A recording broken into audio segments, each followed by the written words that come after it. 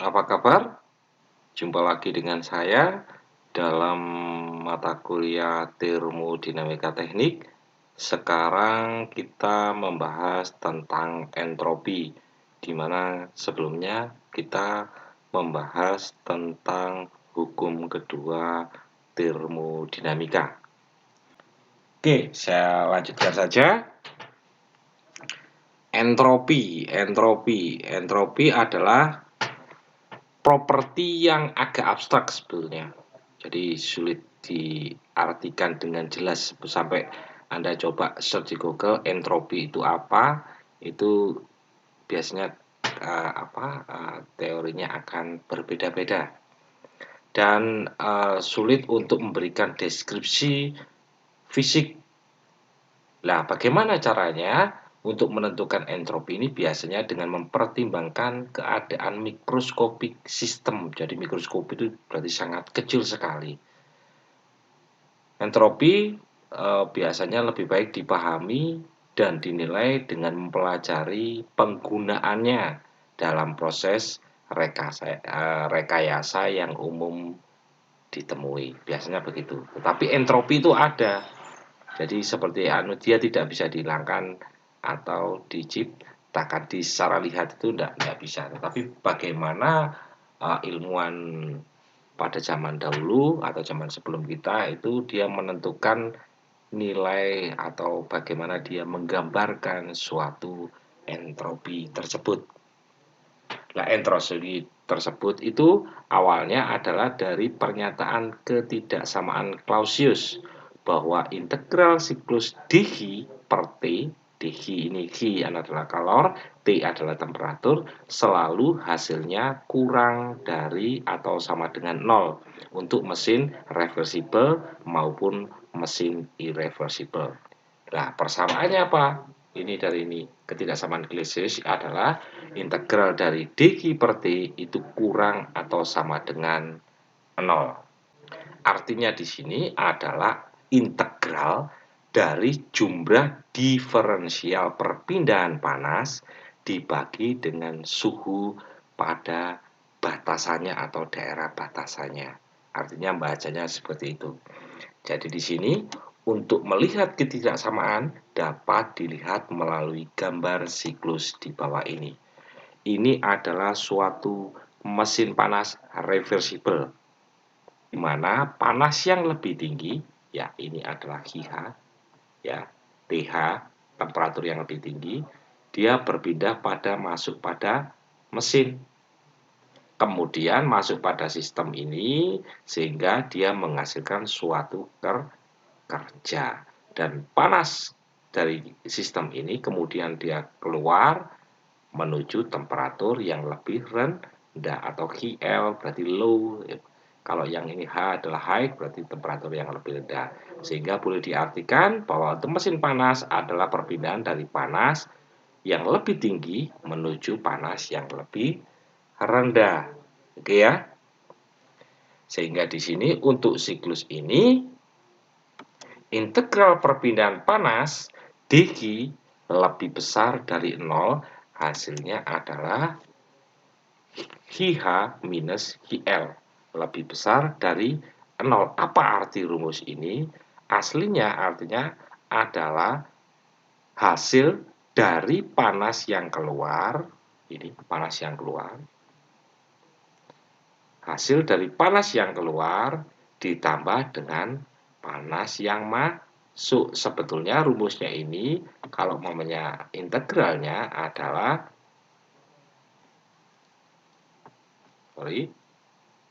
integralnya adalah dh, nah ini dh atau h-nya sama dengan minus panas yang keluar, artinya minus ini artinya keluar, berarti HL ditambah panas yang masuk tadi HH. Sehingga biar Anda nggak bingung dalam persamaan ini, maka HH ini ditaruh di depan dan HL ditaruh belakang. Karena ketemu antara tanda tambah dan kurang, maka persamaan dia ditulis seperti ini. Bisa mengerti ya? Oke, ketika temperatur yang lebih tinggi atau TH dan TL-nya, low-nya konstan terhadap skala temperatur absolut, maka boleh ditulis lagi persamaan yang ini tadi dengan integral dari dI per T sama dengan HH per TH minus HL per TL. Dia ada hubungannya dengan kalau HH dengan temperatur H-nya dan HL dengan temperatur L atau low-nya. Oke, untuk tanda dia lebih besar itu mengartikan bahwa energi yang lebih tinggi berpindah menuju energi yang lebih rendah. Ini adalah untuk mesin panas. Sesuai Anda lihat gambar di sini bahwa HH menuju HL. Makanya dia tidak ditulis lebih kecil. Selanjutnya, jika integral siklus dq mendekati 0, TH mendekati TL, nah, temperatur yang lebih tinggi mendekati temperatur yang lebih rendah, maka integral siklus dq per T tetaplah 0. Sehingga semua siklus mesin panas reversible ini boleh ditulis sebagai integral dq lebih besar atau sama dengan 0 atau integral dq per T sama dengan 0. Ini untuk mesin reversible atau yang bisa kembali ke bentuk semula atau bisa dibalik, kembali ke bentuk semula atau bisa dibalik. Oke, bisa dipahami ya. Untuk mesin panas irreversible, sekarang mesin panas yang tidak bisa dibalik, yang beroperasi di antara TH dan TL dan menerima HH yang sama, jadi panas yang sama, pasti dengan mesin reversible sama ya panasnya, maka menurut hukum kedua, usaha atau kerja irreversible lebih kecil dari usaha reversible. Ya, mana usaha yang dihasilkan itu pasti lebih kecil yang mesin tidak bisa dibalik daripada mesin yang bisa dibalik. Ya, artinya di situ. Sehingga ketika HH-HL sama dengan kerjanya atau usaha untuk kedua siklus, maka dapat disimpulkan bahwa HH minus HL irreversible lebih kecil daripada HH minus HL reversible. Di sini kalau momenya Anda tinggal bolak-balik, ya rumusnya ini kita kelompokkan HH dengan HH dan HL dengan HL, maka kita mendapatkan di sini bahwa HL irreversible lebih besar daripada HL reversible. Silakan Anda bolak-balik rumusnya, nanti Anda bisa mengartikan kalau minus dia sama-sama minus, maka Anda kalau merubah minus atau dikalikan minus, tanda yang lebih kecil akan berubah menjadi lebih besar atau lebih besar nanti akan berubah menjadi lebih kecil. Itu adalah teori dalam matematika yang pernah Anda pelajari waktu SMP atau SMK atau SMA. Sehingga artinya di sini, nah ini artinya panas yang masuk pada mesin pendingin, itu lebih besar dari panas yang keluar dari mesin panas. Biasanya panas yang masuk pada mesin pendingin itu adalah panas dari udara luar atau ruangan dari suatu tempat. Kalau mobil berarti dari ruangan mobil itu panas masuk dari situ. Ya, sedangkan panas keluarnya adalah dari kondensor, dia disemprotkan oleh kipas tadi. Sedangkan panas yang masuk tadi adalah HL yang masuk dari ruangan atau dari ruangan mobil tersebut yang masuk ke evaporator. Oke ya, paham di sini? Sehingga menyebabkan pada siklus mesin irreversible, ya mesinnya, tapi ini ada mesin panas, maka sama aja. Integral dari dq sama dengan HH minus HL irreversible lebih besar daripada 0 untuk reversible. Atau boleh tulis integral dari dq per T HH per TH minus HL irreversible per TL itu kurang dari 0. Kenapa kok ini tandanya dia berubah? Jadi ketika mesin dijadikan lebih irreversible dengan nilai GH, TH, dan TL tetap, maka integral siklus DG mendekati 0. Tetapi nilai dari DG per T akan lebih negatif atau lebih kecil lagi saat kerja mendekati 0. Sehingga integral di sini bahwa DG sama dengan 0 dan integral dari DG per T adalah kurang dari 0. Sehingga tandanya itu berubah untuk mesin irreversible. Sehingga dapat disimpulkan bahwa untuk semua mesin panas irreversible bahwa integral DG adalah lebih besar dari 0 atau sama dengan 0, sedangkan integral dari DG per T itu adalah kurang dari 0. Nah, yang berbeda tadi di sini, kalau reversible sama dengan DG per T sama dengan 0. Yang tadi adalah ya, DG per T sama dengan 0. Oke ya?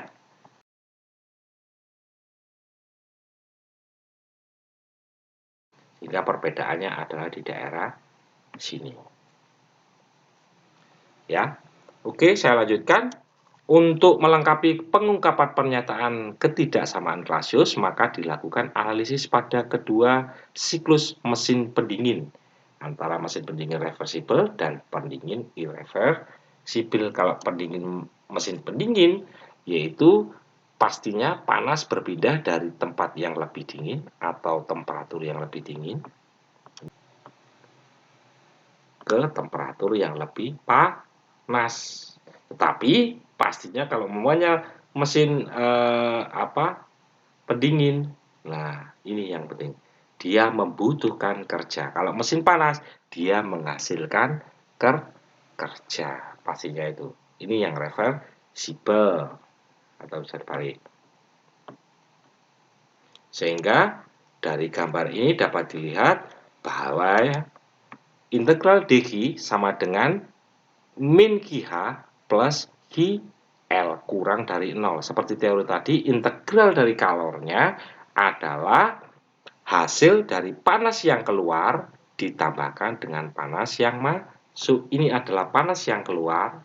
Nah, ini keluar berarti artinya tandanya minus ditambah dengan panas yang masuk, yaitu kalau di sini adalah QL. Sehingga Anda bisa mengartikan ini dibalik juga bisa, yaitu QL min QH. Kalau mesin panas tadi adalah QH min QL.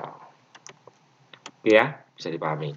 Dan juga kalau integral DQ per T-nya adalah min QH per TH plus QL per TL sama dengan 0. Nah, tanda di sini kalau umpamanya Anda di sana kalau mesin panas dia lebih besar, sedangkan ini adalah lebih kecil, ini artinya bahwa energi yang lebih rendah berpindah menuju energi yang lebih tinggi. Ini untuk mesin pendingin. Oke, ketika integral siklus DG mendekati 0 atau TH mendekati TL, maka integral siklus DG per T tetaplah 0, seperti mesin reversible pada mesin panas tadi. Sehingga integral DG sama dengan 0 dan integral DG per T sama dengan 0. Kalau yang mesin panas dia akan lebih besar, sedangkan untuk mesin pendingin dia sama dengan 0. Kalau umpamanya mesin panas dia lebih besar atau sama dengan 0. Dan kalau reversible mesin panas sama, DG per T sama dengan 0.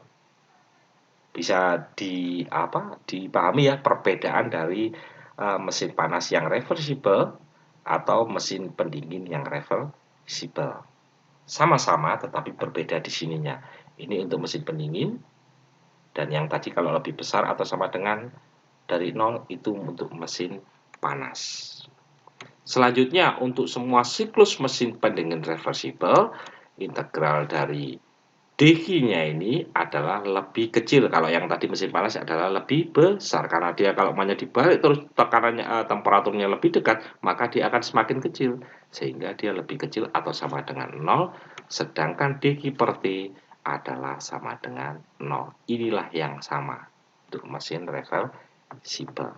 Sedangkan ini kebalikan kalau untuk mesin panas. Karena dia berpindah dari energi yang lebih rendah ke energi yang lebih tinggi. Oke ya.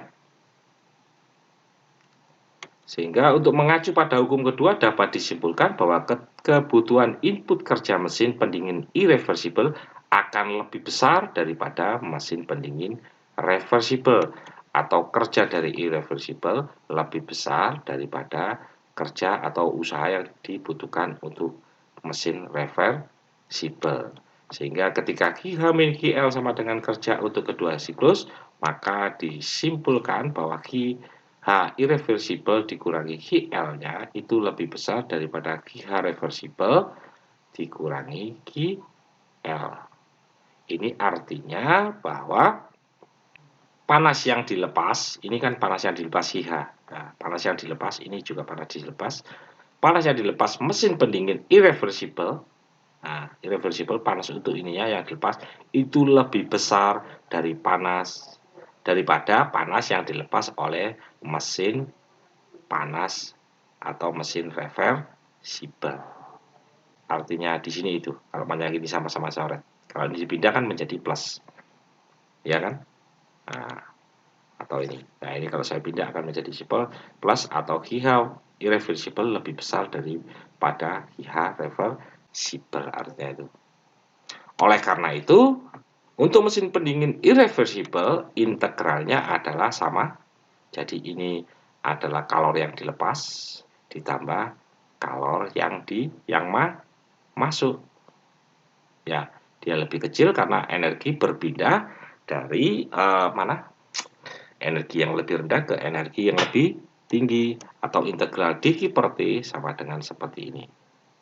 Ketika mesin ini dijadikan irreversible atau lebih irreversible dengan nilai QH, TH, dan TL tetap, maka integral siklus dari dQ dan dQ per T akan lebih negatif.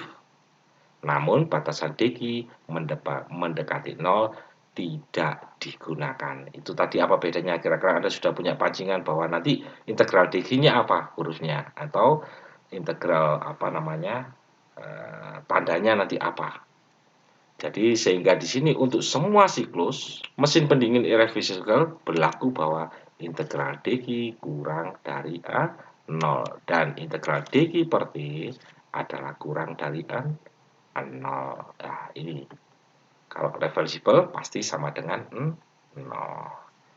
Ya, bisa tanda kurang kalau yang mesin panas itu tandanya lebih besar karena energi berpindah dari besar menuju rendah. Kalau yang ini dari kecil berarti kecil menuju besar tandanya.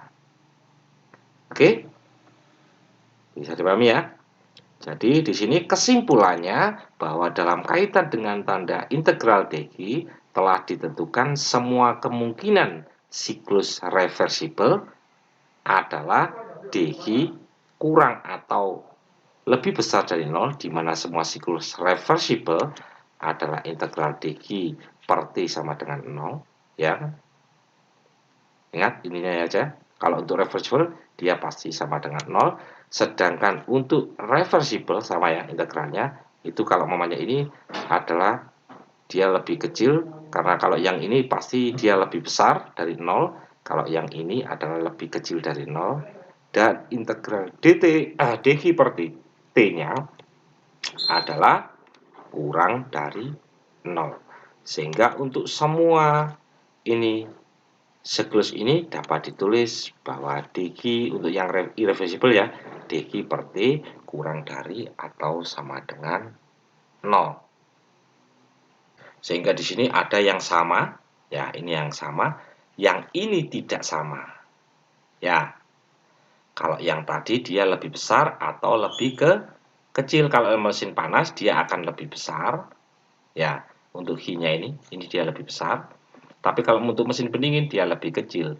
Inilah yang disebut ketidaksamaan Clausius.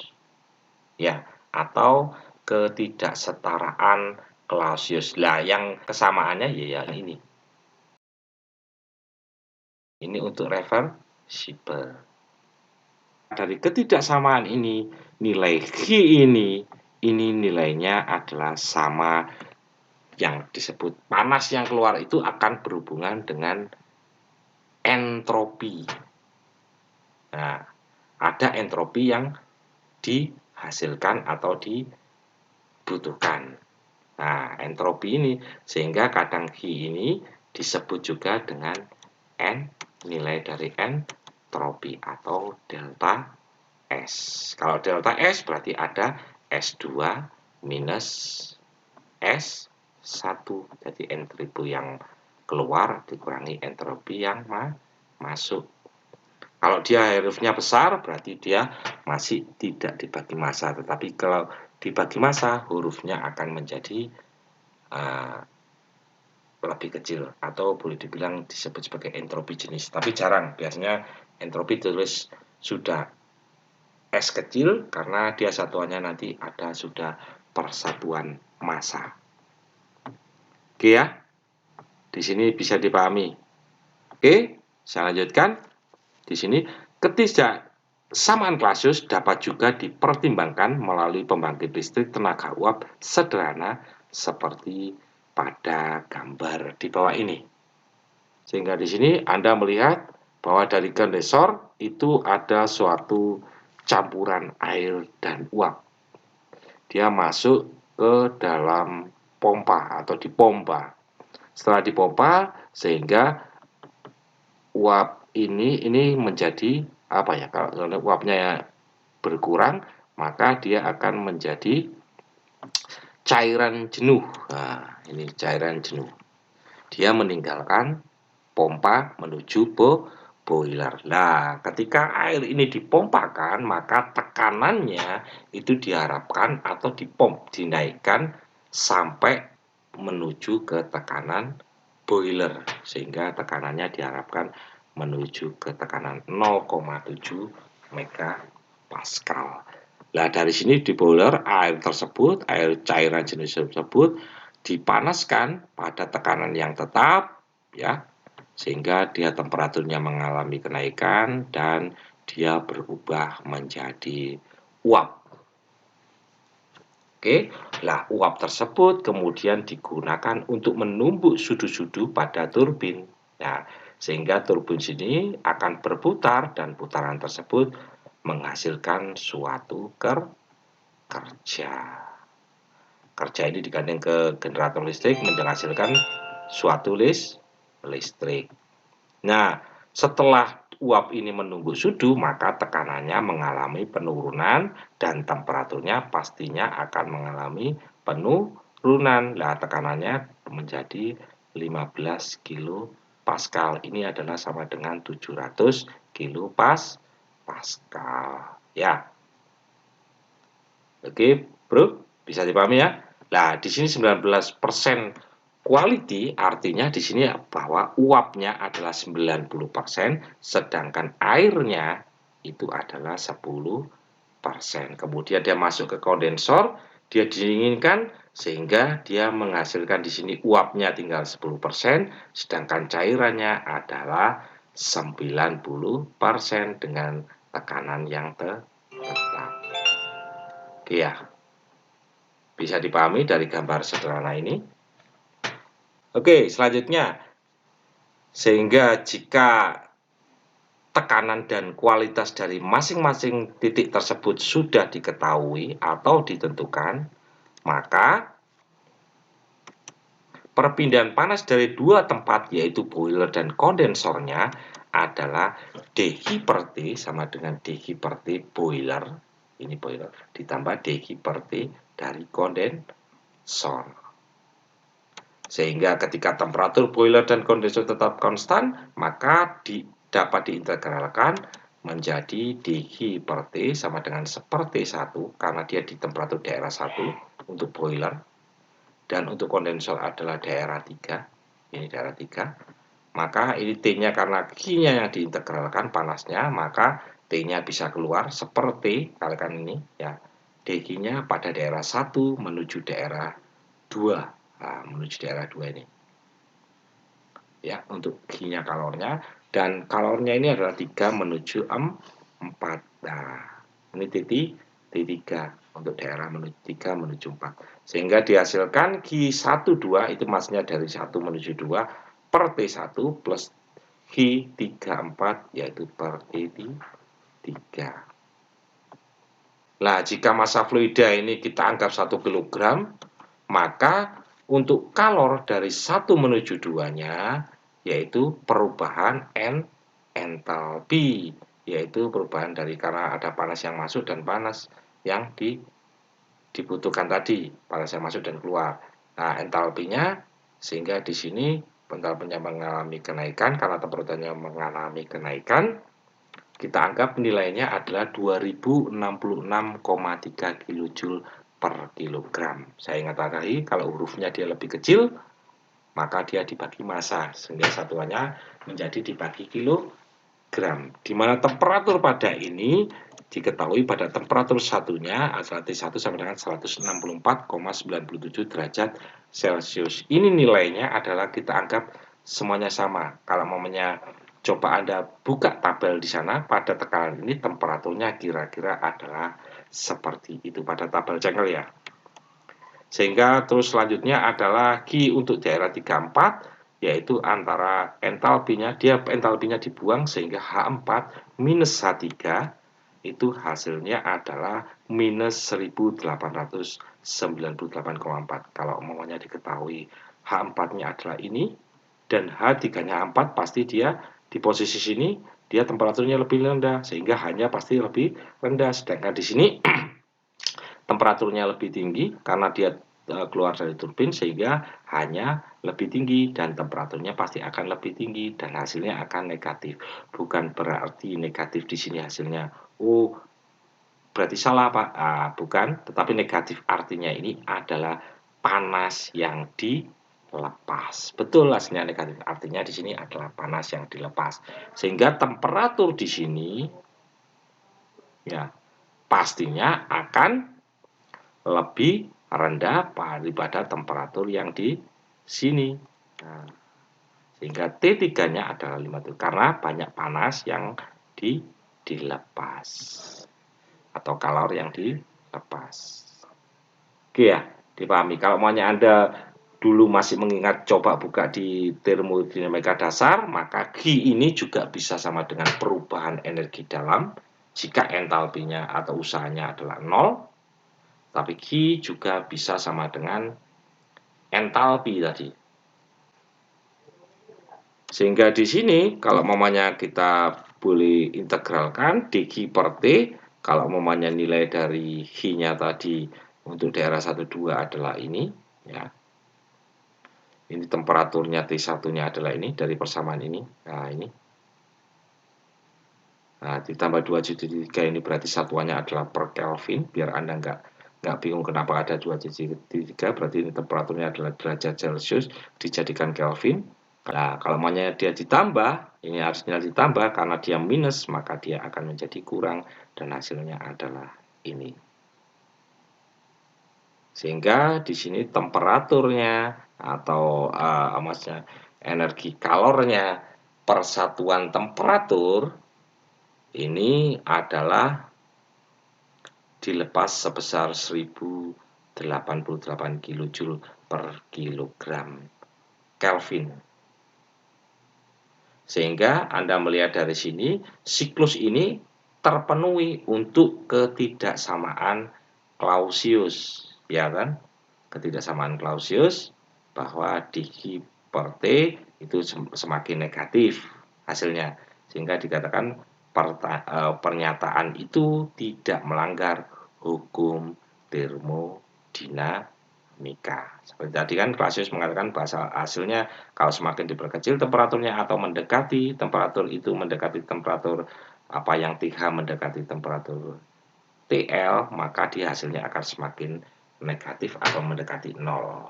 Nah, ini hasilnya.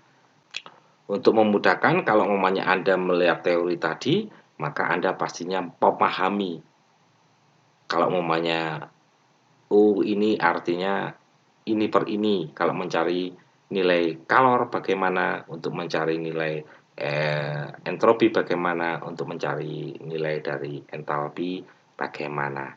Jadi di sini untuk merefresh dari materi yang tadi, ini adalah soalnya. Jadi di sini Anda baca baik-baik, Anda pahami baik-baik, maka Anda akan mendapatkan apa yang dicari. Nah, rumusnya apa? Anda kalau maunya detail membaca tadi atau mengikuti tadi, maka Anda bisa menjawabnya. Oke? Akhir kata terima kasih karena Anda tetap setia mendengarkan saya dan semoga kita secepatnya bisa bertemu normal kembali seperti dahulu kala. Terima kasih dan sampai jumpa.